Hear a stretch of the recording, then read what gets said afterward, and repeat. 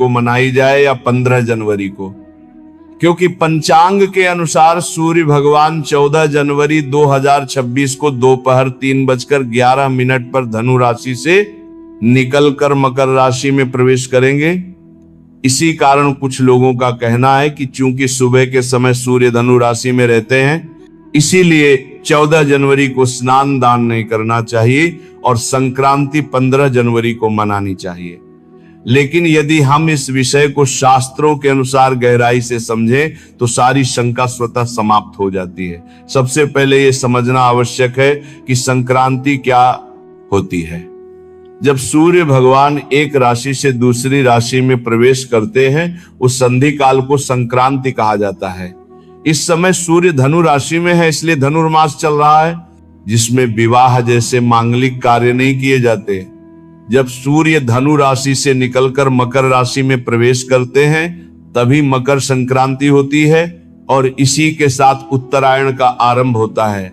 उत्तरायण को देवताओं का दिन माना गया है, इसलिए इस काल में किए गए सभी सत्कर्म अत्यंत पुण्यदायक होते हैं।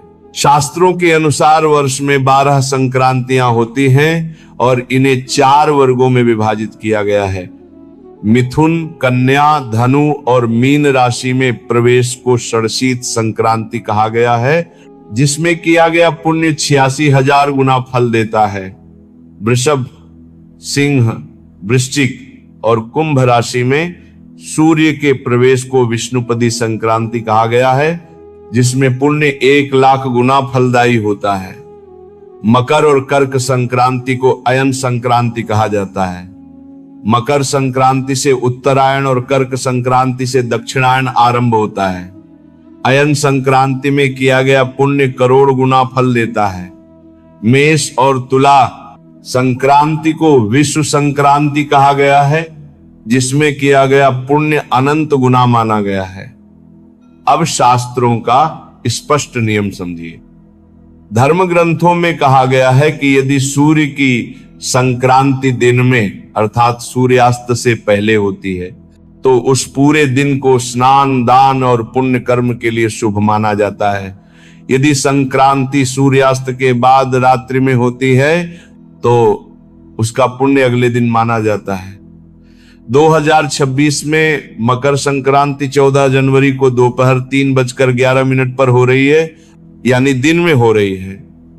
इसीलिए शास्त्रों के अनुसार 14 जनवरी का पूरा दिन स्नान, दान और सत्कर्म के लिए पूर्णतः पुण्यदायक है। 14 जनवरी को किया गया स्नान, दान, जप और हरि नाम स्मरण भी करोड़ गुना पुण्यदायक है। और 15 जनवरी को सूर्योदय से सुबह लगभग 7 बजे तक किया गया स्नान, दान भी मकर संक्रांति के पुण्य में ही गिना जाएगा। इसीलिए किसी भी प्रकार की दुविधा में न पड़ें। श्रद्धा और भक्ति के साथ 14 जनवरी को भी स्नान दान करें और यदि संभव हो तो 15 जनवरी की सुबह भी स्नान दान करें। दोनों ही दिन किया गया सत्कर्म शास्त्र सम्मत है और पूर्ण पुण्य फल प्रदान करने वाला है। इस बार मकर संक्रांति को लेकर सबसे बड़ा प्रश्न खिचड़ी दान को लेकर ही है, क्योंकि 14 जनवरी को मकर संक्रांति के साथ साथ साल की पहली षटतिला एकादशी भी पड़ रही है। सामान्य रूप से मकर संक्रांति के दिन खिचड़ी का दान अत्यंत श्रेष्ठ माना जाता है। खिचड़ी में कच्चे चावल और मूंग या उड़द की दाल मिलाकर दान किया जाता है और कई लोग उसी दिन घर में भी खिचड़ी बनाकर ग्रहण करते हैं। लेकिन शास्त्रों के अनुसार एकादशी के दिन चावल का सेवन और दान पूर्ण रूप से वर्जित होता है।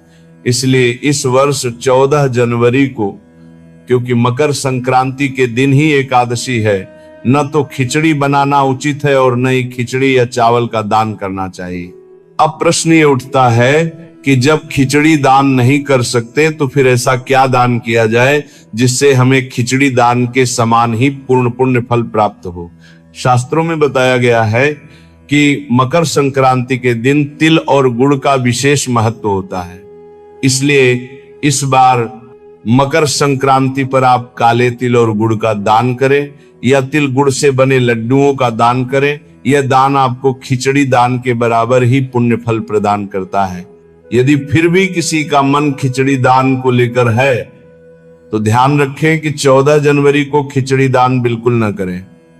आप चाहें तो 15 जनवरी को जब एकादशी समाप्त हो जाए उस दिन खिचड़ी का दान कर सकते हैं।